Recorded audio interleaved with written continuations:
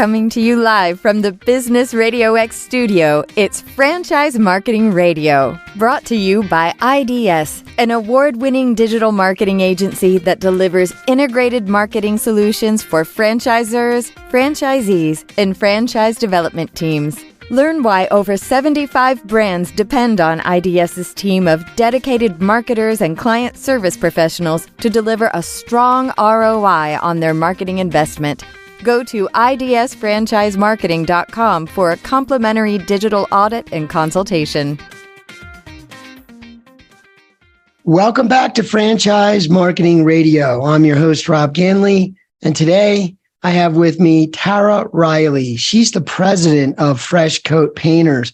Welcome to the show, Tara. Thanks for having me. This is great. You're welcome. It's great to have you.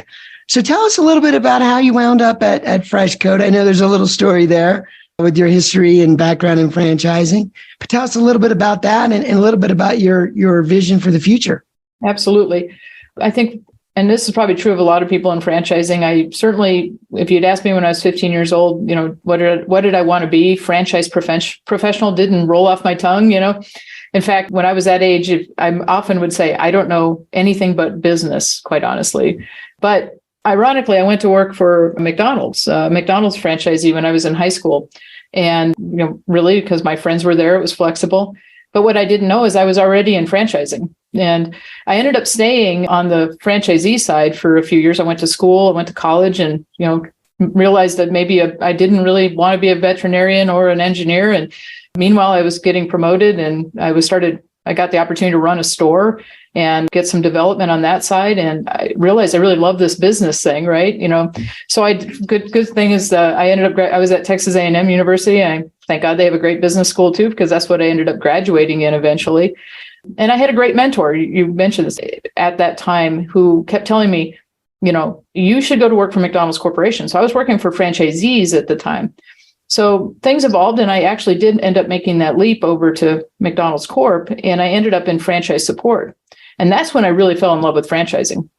Really loved coaching, helping people achieve what they wanted to. You would think, hey, McDonald's, a lot of people think of fast food and they think of these guys that own hundreds of stores. And really at McDonald's, it's really an owner-operator model. When I was there, I think the average number of stores people had was 5.7. So they were really, small to medium-sized business owners. And not only did I fall in love with franchising, but I also fell in love with the idea of how do you scale? How do you achieve out of the business to get that quality of life and balance with profitability? And so there was a lot of aspects of it, and it was really just a great training ground for me over the years. And from there, I could have stayed. I loved McDonald's. It was really a great development and learning opportunity. But I will tell you that as I kept getting promoted, I realized I was getting further away from what I really loved, which was working directly with franchise owners. And so an opportunity came for me to jump into what was then a young brand, Sport Clips. So a lot of people are familiar with Gordon Logan and Sport Clips, and it was fairly small at that time, 120 stores. I think they're well over 2,000 now, but it was great because at that moment they had not really evolved their franchise coaching model. So I got the opportunity to come in and really create that and really lay the foundations for that, which I love. I love, organizational development and creating things like that. I ended up from there kind of careening into, now those were both retail. I ended up in home services. I got an opportunity with an even smaller brand to do the same thing. Let's build this coaching model. Let's figure out how we support franchise owners so they can be profitable and successful. And so then I got the opportunity, and I was with Enhanced Wood Renewal for a short period of time. And they were an absolutely, I fell in love with the idea of home services models. Anyway, fast forward a little bit, I bounced around, but the opportunity came up for me to get to Fresh Coat as president. And so that fulfilled a dream of mine, the ability to lead a brand, but also the fact that it was in the home services space. I always tell prospective franchises of our system is that you have to love the outcome of what we do, first of all.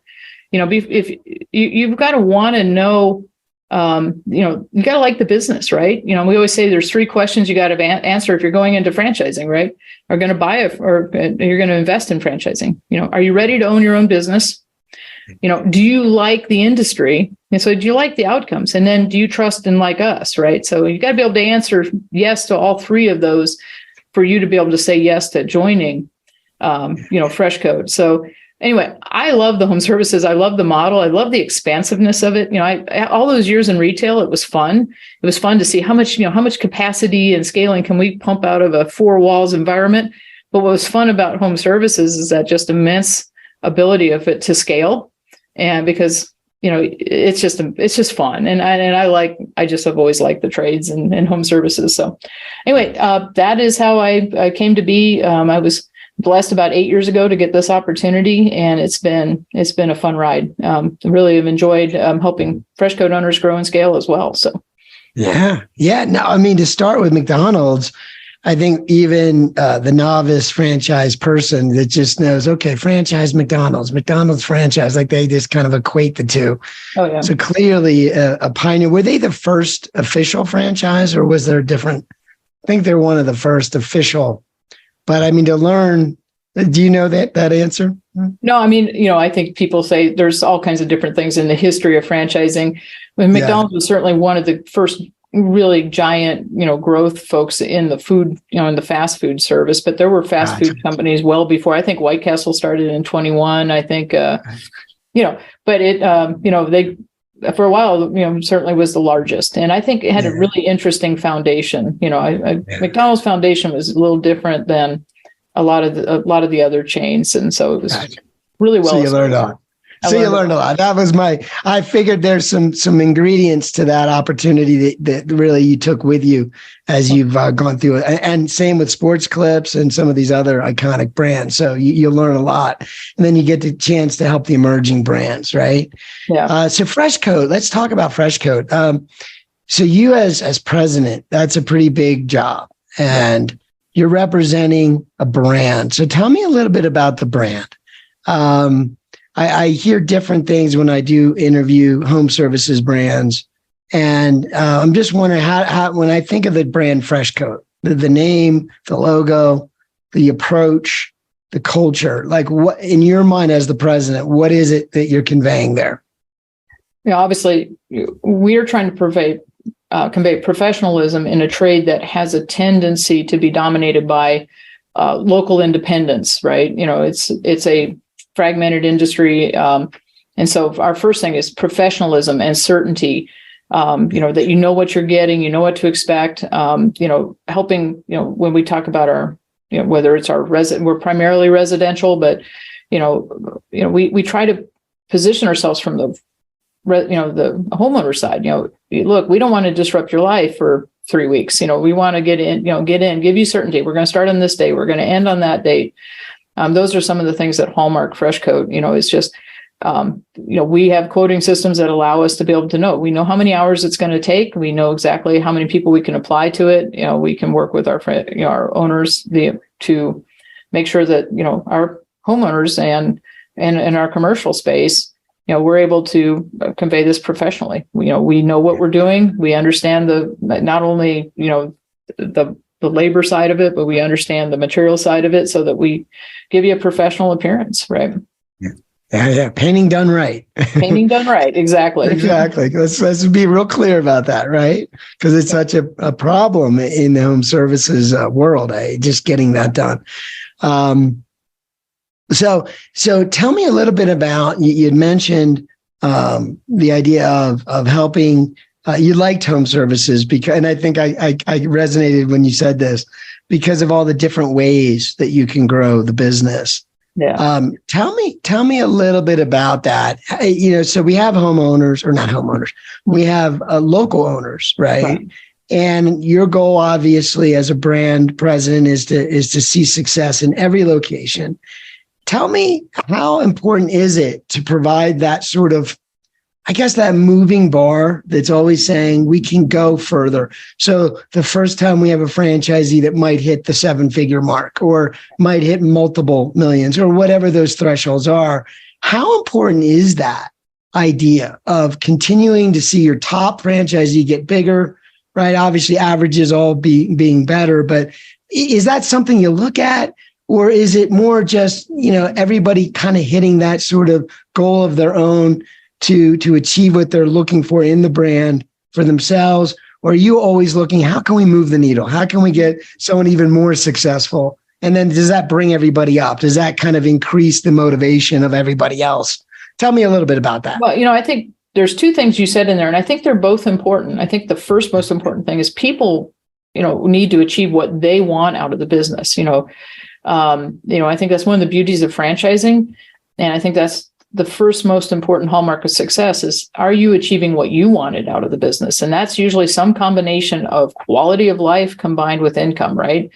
The beauty of home services and especially, FreshCode is there's some flexibility there to create, and you get to build this business the way you want. Now, I will tell you that, yes, I think for long-term health of a business, if you really want long-term health in your business, if you want long-term quality of life, scaling is actually the way to get there. A lot of people think, well, I just want to kind of do this at this small level, and that's fine. But really, if you want the ability to walk away from a business for 3 weeks, go on vacation, and the business continues to, create income for you and take care of customers just like as if you were there, that's a scaled business. That's a different level of business. And for us, and for, I think, for a lot of the owners that come in, that's what they're really looking for. So now for us, it's important for us to help the top of the market continue to grow and scale. I've worked, as we mentioned, I've worked in a lot of different franchise concepts. And, what I benefited from that was I learned a lot of things. I learned good and bad. And I've had the opportunity through the IFA and different things to see all kinds of, meet different people and see all kinds of different franchises, organizations that are at different levels. But one thing that struck me was that my job is to make sure that we're ahead of our top franchise owner, that we're there to help them, whoever's, whatever their star they're reaching for, that next threshold, that we're not letting them pioneer that and we'll follow along and say, oh, well, what did you learn?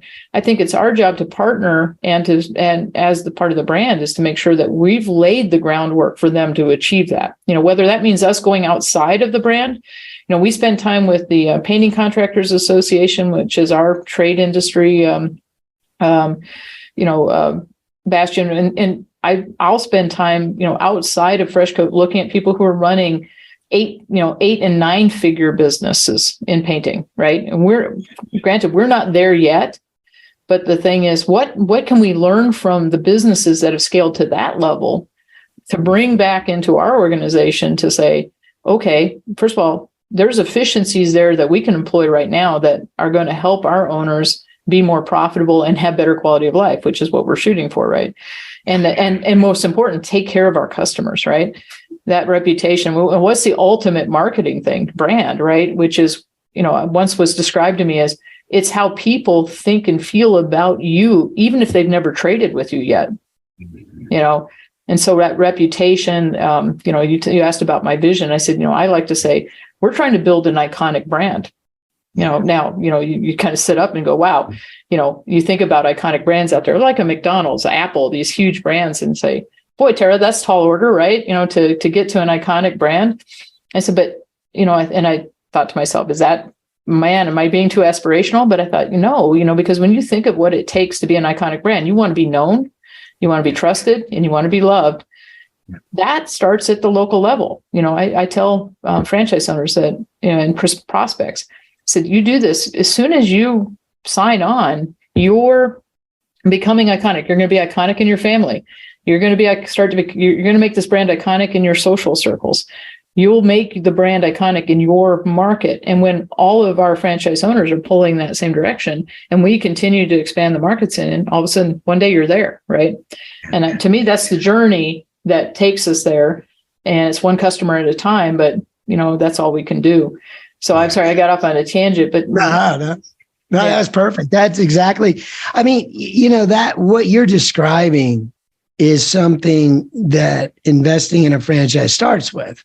Yeah. Whether it's an emerging brand or what we would call an iconic brand that you instantly identify, like Apple, you would think quality. I think McDonald's, I think value and speed and convenience. But so those are brands that have successfully believe what they wanted, conveyed the impact they wanted. But I think that does start with the very first owner. It starts with the when you sit down and you plan the branding, right? The look and the feel that you're conveying before it actually is felt by anyone else. You're thinking of it.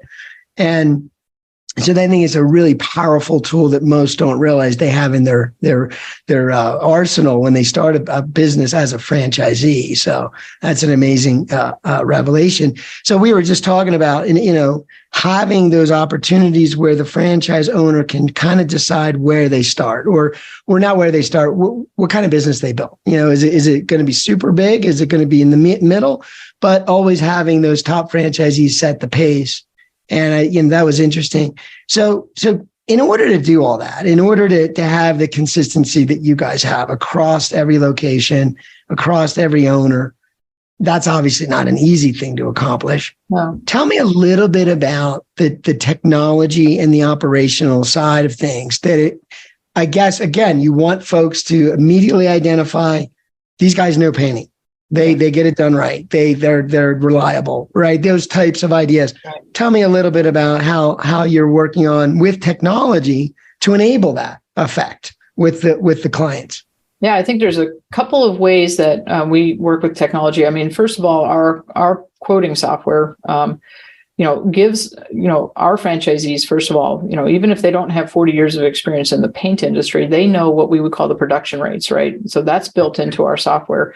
The software is designed, and this is our original software, saying, hey, if I'm out here and I'm going to do a quote, most independent painters, they're going to rely on knowledge. They walk in and they can eyeball it. They maybe take a measurement, but they know they're going to say, oh, this is going to take me X number of hours or days in their mind, right? And they come up with a quote. What we do is we take precise measurements. We know what the production rates are. This has been built over time, and we know that, hey, it's going to take X number of labor hours to do this type of work, whether it's an interior. 80% of what we do is walls and trim and ceilings. But then you're going to get decks, and you're going to get fences, and you're going to get, industrial ceilings. You're going to get different things. And the bottom line is estimating is all the same. So, that helps our franchise owners be experts in that. We certainly teach and train the basics of the industry. So one of the things that we do, and I think all, painting companies probably do, but we have tools, we have online now app-based LMSs that have, painting knowledge built into it. This really serves a couple of fold. One, it helps educate our franchise owners and their teams as they subsequently scale, right? But also it's an opportunity. I'm very committed to the trade and bettering the trade.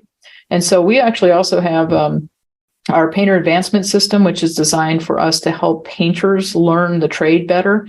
One of my first hires when I got here was a gentleman by the name of Brian Santos. He's a 40-year painter, or fourth generation painter, and really loves education, understands the industry. So we brought Brian on, and he's been part of our training team. He's our director of education. So we incorporate, Brian's knowledge and the knowledge from, all over the PCA and different things. So anyway, you started thinking about this, and we were talking about technology the other day. Technology has evolved. First having technology. Our first quoting system was a spreadsheet and 3-part carbonless, right, with the production rates all built in. That evolved into technology, the software technologies I've talked to, and then now, we've recently invested heavily in the last. We've made a huge investment in upgrading that technology, because it's not just about that; it's really about the entire customer experience, right? We're marketing, we're a brand. So how do we make sure that there's a consistent customer experience? Go back to my McDonald's days. You talk about speed. One of the things I would hallmark McDonald's for was consistency. It may not be the best food all the time, but it should be a Big Mac. I've eaten Big Macs in almost every state of the union, plus across the pond. And amazingly, they pretty much taste the same. And that's a mark of consistency, right? Those world famous French fries, when they, right. But those are my favorite.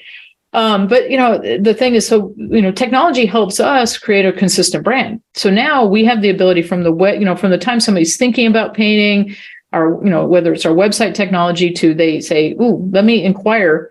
Now I want a consistent experience for our customer. I want I want that. And I want that, certainty that, hey, when you're seeing solid communication, like, I put it, I put in a request for a quote, and I'm either, like, if it's a form fill, I get an immediate response. I can get this scheduled very easily. Look, that ease of use tells me hey, I am our wheelhouse client, right? When I see that, I know then I believe my experience is going to be that much easier, right? Than when I start, when the whole process is easy. So we're using technology now. We're trying to integrate all of the technology to make sure that, from, soup to nuts, basically, that, the customer's experience can be formalized and standardized, so that FreshCode, if I've used FreshCode in, Connecticut and I move to Seattle, I should have, the same experience. So that's the number one. So especially on the, on the consumer side, I think those are the things that convey, confidence and competence, in the beginning, so. Yeah. Now, I was just thinking as you were explaining all that, just as thinking of a buyer, thinking of myself as a buyer and also myself as a business person, there's a couple things there that, as a buyer, first of all, as you said, that experience all the way through starts to train me on what I should expect from you. Right. And that starts in the very beginning. But when someone can break down a recommendation and a proposal, and you understand how it's done, and it's done well, it's done accurately. Right. There's a level of trust that gets conveyed is completely invisible. Like if I got a guy writing on a napkin saying he's looking up at the walls and kind of guessing and I'll call you back later, I'll give you an estimate. That's different than someone who comes in with an iPad who's seen it before, who has technology to guide him. You're getting accuracy.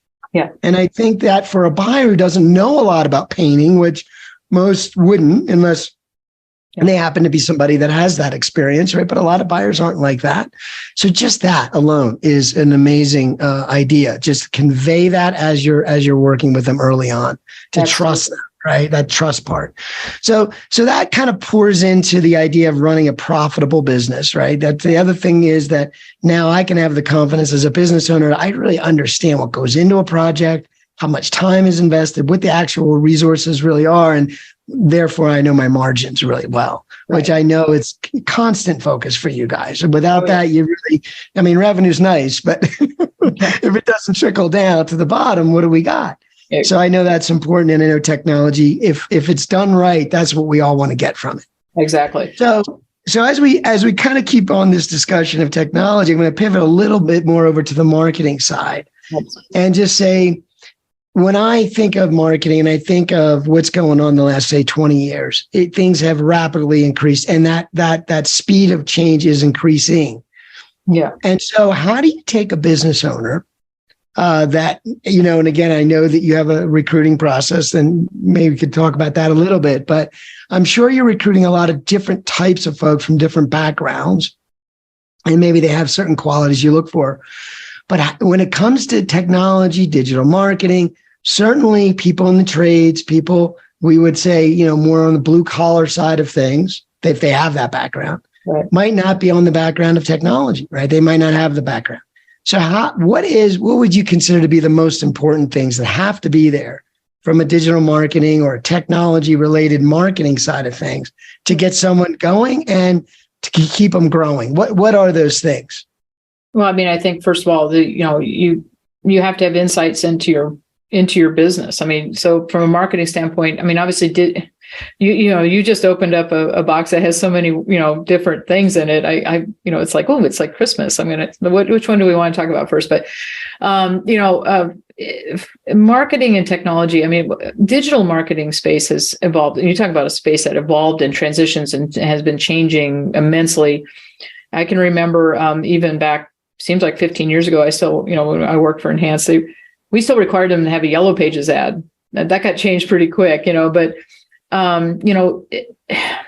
what's important, first of all, for the business owners coming in, most important thing still is taking care of the customer, right? Mm-hmm. So, we can have all the technology in the world, but if we can't take care of and do painting done right. If we can't get the, paint on the walls correctly and take care of the customer, that's where so the reputation starts there. I will say that for our business owners coming in, one of the things we tell them immediately is that, there's all the fun bells and whistles and digital marketing, but honestly, the foundation of every solid business I've ever seen is still networking. It is still getting out there, being part of your community, building those relationships. This is a very relational business. I can tell you, it's been really eye-opening for us as we've really expanded into the B2B side. That's really relational. I mean, for us to build national accounts, it's really relationship and repeat referral business.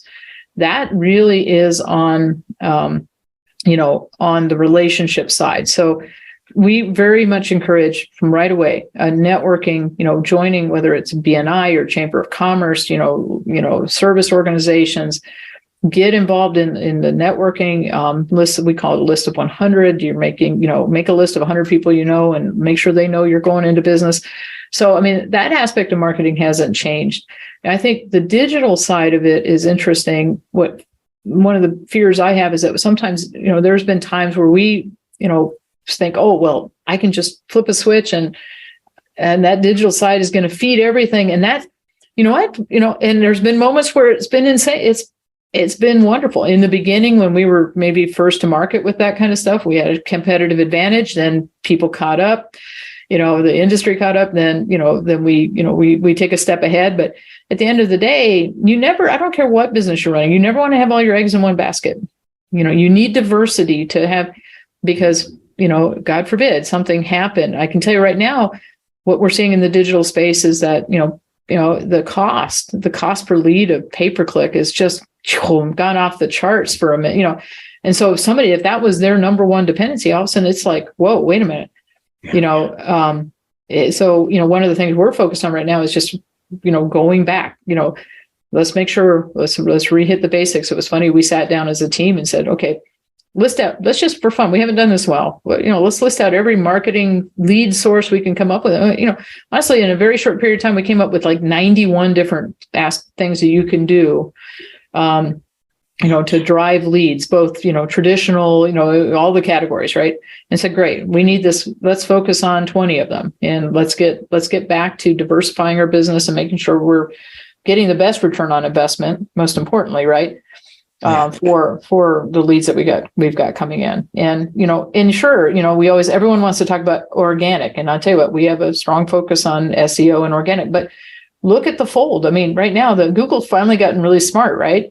There's nothing above the fold that really is organic. It's all somehow you're paying for it, right? Whether it's ads or LSAs or, so, that's the kind of stuff that I think is important. And what I think is really important, as a franchisor is that's our, we can continue to do the heavy lifting on that side, stay ahead of the curve, and then work with our business. We have business coaches, and saying, hey, here's the best recommendations we can give you now, working with our franchise owners to make sure they're diversified in what they're doing and they're approaching on marketing. So anyway, that's just my take on it. And it's, it's hit home though. I mean, oh my God, if you think of the last 3 years, I mean, yes, who predicted the pandemic? Who predicted what was going to happen? The amazing explosion of stuff that, at least in home services, that happened as we came out of the pandemic. It's amazing. People sit in their house for a few days, stare at walls. The longer you stare at a wall, the more it needs painting. That's all I can tell you. It's like, you nailed it. And I feel like you really honed in on an amazing idea, right? Which is, you said not putting all your eggs in one basket. And I would say, as a technology person, it's someone that would be where I focus, marketing and technology and those types of things that help a business grow. But it really is, we live in a world where things are completely changing regularly. So if you put all your eggs in a Google basket, that would be a difficult thing, right? Yeah. One thing that will never change is the idea that if you can help another business owner help his clients, make his job easier, whether it's making him look good, helping him make an additional revenue stream, whether he just feels better at night, to me, that's evergreen. To me, that's permanent. That'll never change.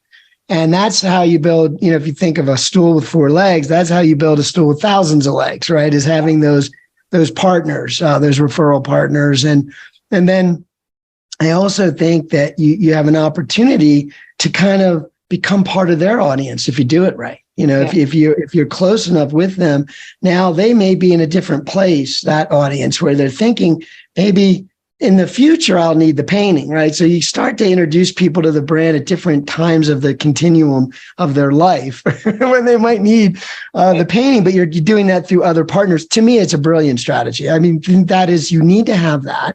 And then, of course, you've got the social media, you've got search, you've got these concepts of people finding you in front of a screen. We're all looking at screens all day. So clearly, that's an important idea of knowing how best to leverage that. But truly, though, it's a moving target. And what's not moving is what you said earlier. So that's great that they do that. And I would think also just the idea of the business also is very referral driven. So not only from partners, but from the homeowners themselves. So ultimately, the better that relationship can be with, hey, I know a guy that knows, he's also a friend of the other guy that I do business with. Like it feels more like a community to them. So I would think the referrals are increased that way.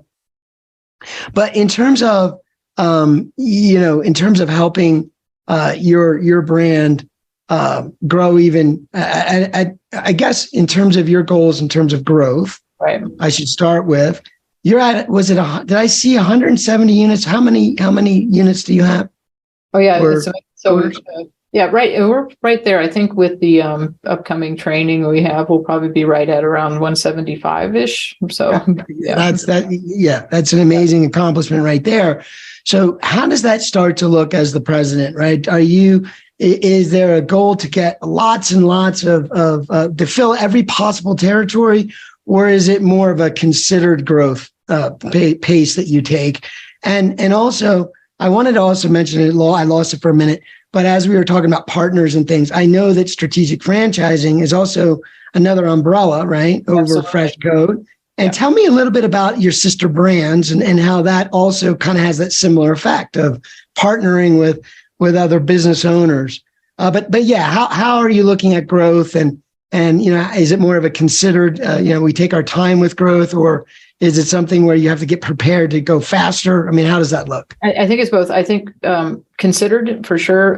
We want to make sure, going back to the iconic idea, if it was just about numbers, if I said, I just want to be at 1,000 units, I mean, I could guess we could go out on the street corner and hand out franchise certificates to people, right? But that doesn't make our brand iconic. That doesn't make us trusted and loved, right? We might get known, but you got to have all three. So you really want to bring on the right people. We want to bring on people, we want to make sure we're selecting and recruiting the right people.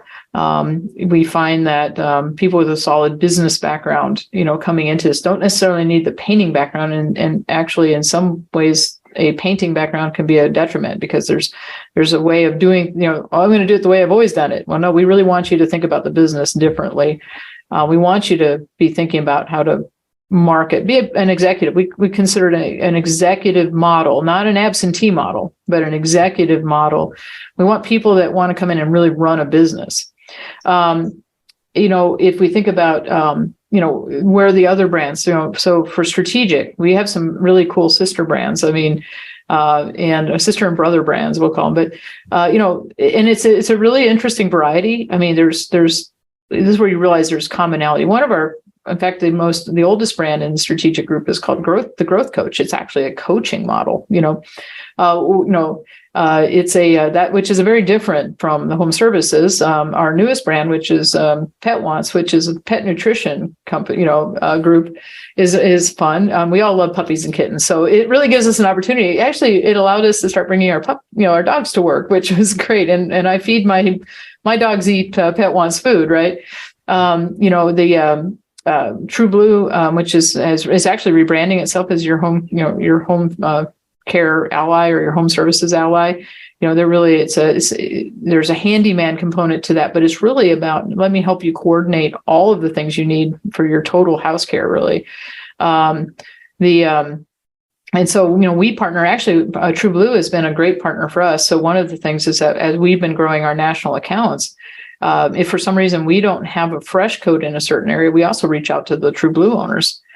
So, what are the benefits of having sister brands? It benefits us because if we can take care of our national accounts partner, that's a benefit to us in that relationship. True Blue, it's manna from heaven. Okay, well, look, this just came from Fresh Coat, right? In fact, our True Blue and Fresh Coat owners probably have the best synergy. We have folks out there in the field that have partnered up on offices,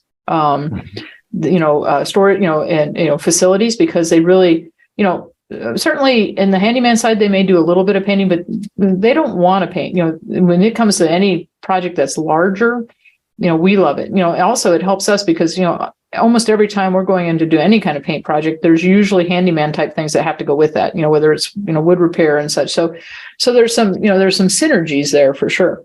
Another brand of ours, which is totally different, is Caring Transitions, which is really a senior relocation business, which was really pyramided by, their primary is really an estate sale package. So they go in, they help, folks downsize, like either downsize out of a house, or if somebody's moving. Probably the primary piece of that is they're, maybe leaving their home and moving into a facility or moving into a small condo, because, I know as we age, the bottom line is we can't take care of a big house. My dad's 84 and he's still in the house that I grew up in. And, I think the only reason he's not moved out is it just seems overwhelming to try and move all that stuff, I used them. When I moved here, I relocated from Texas, and my local Caring Transition, it was awesome because I was having to do this remotely, and Brandon just took care of everything at the house for me. I'm telling you what, it was amazing. Again, I'm a super heavy user of home services type businesses, but so one of the benefits there is, we do get our owners together. We do it, whether it's a conference, it allows us to share services. So the beauty of it for me is, like, for instance, I have a much more robust financial and legal team than I would if I was a standalone brand. That means I can take, money that would normally have to get invested there, and I can invest it more into the Fresh Coat system, right? More into technology, more into other, our marketing team. Even though we have team, our team is solely Fresh Coat focused when I talk about like our marketing team, our coaches, but we learn from each other. Like our marketing team can go over and talk to Caring Transitions and Pet Wants and say, hey, what are you guys seeing? And we share ideas across the brand. So, and even for me as a president, if I have, 4 other presidents to bounce things off of and to share ideas with and to learn from and steal shamelessly from, as we say. I said, what's the term R&D stand for? Rip off and duplicate. It's perfect. Franchising. That's a great way to put it. Right? It's what we do, right? It's awesome. It's we're silly if we don't utilize, great ideas from everywhere. Right. So, that's, I love that, by the way, R&D. Well, no, that's brilliant. And we just talked about, the way you diversify and solidify or strengthen a brand strategically, or a collection of brands. Right. And, you mentioned True Blue and Caring Transitions, and I am familiar, and it is like you're expanding that painting audience, right? Because these folks are in different situations, but painting could be one of the top things they need to knock out, one of the things, right? And so it's just a great set of partners, right? Built right into your overall brand, which is great, awesome. Or your company. Yeah. So I understand that. Well, listen, it's been great having you. I want to wrap up with one question. As the president of Fresh Coat, I know every day you're faced with challenges. You're running teams. You're everything we just talked about, right? Just trying to stay a couple steps ahead, doing the R&D, right? Mm-hmm. But tell me, is there a mentor? I know you mentioned McDonald's earlier. It was a good early experience, but is there a mentor or a book or anything you really look at as a principle or set of principles that have guided you and helped you guide your teams? Wow. Just over the course of all these years, I will tell you that, I've had many mentors, and I think I've been blessed in that I like to reach out and make sure there's somebody I can, sound off of. But, I early on, I mentioned I had a really great mentor, and to this day, I hear his voice in my head. It was good basic leadership stuff. And that was my early days at McDonald's. Right now, though, I tell you, as I've evolved into president, I think one of the things that we're doing is we're working with, it's really bringing in an outside coach, and I'm a believer in that. I think, so we're, right now we're working with a coach who is really brings in what was known as the Pinnacle system, which is very similar to Traction. Traction was a great read. I've always enjoyed. There were a lot of principles of that I've incorporated just uniquely, but so that's the latest thing that we're doing. I think it's I think it's always good to have somebody an outsider take a fresh look at your brand. And interestingly, the coach we're working with is one of my former franchisees from another system who evolved into coaching. And, I just always had a tremendous amount of respect for her. And she, I thought, yeah, I need, in fact, it's funny that the roles have turned. Going back to my original mentor, I said a great piece of advice he gave me years and years ago was that when you're hiring somebody, you should look across the table and think, could I work for this person? And I think what Ed meant at that time was values and all those things. Is this somebody that if the tables were turned, I could work for that person? If so, you're probably hiring at the right level. Yeah. And, so I can remember there have been a couple of times in my careers when I've hired somebody, I thought, wow, this person's so, is so skilled. I mean, sometimes a lot of times leaders won't hire somebody who's sharper than them. I think the lesson I took from that is my job is absolutely to hire people that are way smarter than me, because look, I'm not an expert in marketing. I'm more of there's things I am expert in, but that's maybe not my area. I need to hire somebody who's a lot smarter than me, so that's how have I been successful? I think I've been successful by being very comfortable hiring people that are way smarter than me and or have a lot more experience. I just recently hired a new COO, Wayne Sugar, who actually started in the painting industry. He worked for College Pro. He was one of the founders of CertaPro. I mean, our competitor, right? And I brought, but I brought in somebody with more experience than me because why wouldn't you, right? I had that opportunity. It was like it fell in my lap, this opportunity. I'm like, oh yes, absolutely, I'm going to hire this person. Anyway, it kind of goes back to I think of that when I think of Leslie because I used to coach her. Now, would I want that person coaching me? Well, yes, because the values and the comfort level, that instant, I trust you and I know you can give me an honest answer and tell me when I'm, no, Terry, you're heading in the wrong direction. There's a sign in my, and this will be one. You say you wanted to know, is there something that hallmarks? There's a sign sitting over here next to my desk, and it says, "It doesn't matter how fast you run if you're going the wrong direction." Well, you nailed a bunch of things in that whole answer. I was waiting for you to say I hire smarter people because I've heard a lot of really smart people tell me that. So yeah. That is absolutely true. Building teams of really smart, but I love the way you put that about when you're hiring, and obviously it is a certain kind of hiring, but when you're hiring a professional, could I work for this person? Yeah. I think that says a lot about you, your humility.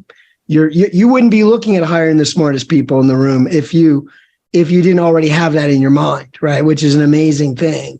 And that is true. Because it would answer some questions if you couldn't do that. Why can't you hire that person if they happen to be more skilled or knowledgeable about the painting side of franchising, right? But that's brilliant. So I appreciate you sharing that. And I will remember that especially when I'm hiring someone. So you'll hear that voice in your head. I still hear he's still sitting on my shoulder and goes, "Would you work for that person?" I'm like, okay, It's a totally great question too. I mean, it really helps you think through it. They have all the important things right at the end of the day. So that's an amazing way to look at it. Appreciate that.